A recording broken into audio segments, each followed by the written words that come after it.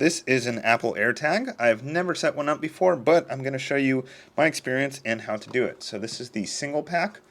We're going to unbox it here. So you rip off the bottom and you open it up, and this is a tracking device, and what's nice is that it is connected to all iPhones that walk by it. So in essence, if you put this, let's say, on your backpack, which is probably what I'm going to use it for, then anyone that walks by your backpack with an iPhone, it will sort of put it onto the network. So it says, hold near your device and follow on-screen instructions. Here's the actual tag itself. You can see it's pretty small. It's like the size of my finger, and I think you can buy a dog collar sort of loop for it, so you can attach it to a collar, but I'm just going to have this sit in my backpack in one of the pockets, and it says to basically just hold it near my device. So let's see. Wow, that is easy.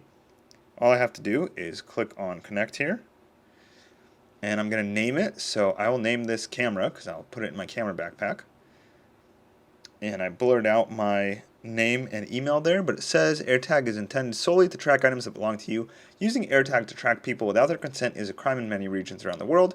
AirTag is designed to be detected by victims and enable law enforcement to request identifying information about the owner. Do you agree? Yes. So pretty much you cannot put this in a random person's backpack or car to track them, because then it will start beeping on their phone and say, hey, there's an AirTag that's unknown tracking you, and if they bring that to the police can find out who owns the AirTag. So I own this AirTag. I'm only going to use it to track my stuff.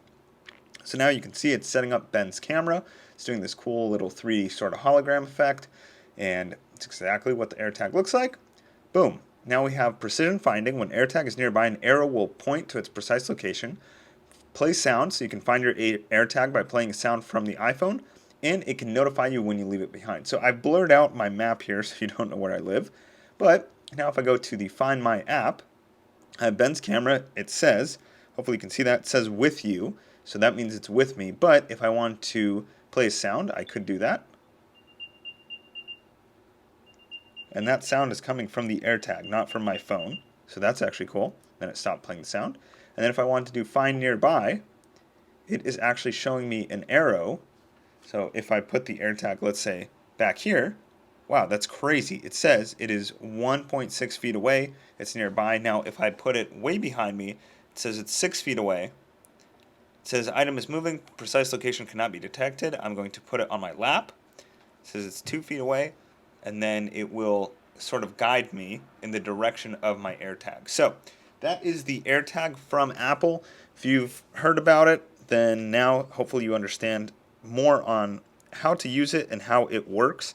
I'm very interested to see how this thing works out. So that is it. That is the AirTag from Apple. Very small, very lightweight, and I'm just going to keep this in the zipper pocket of my camera bag.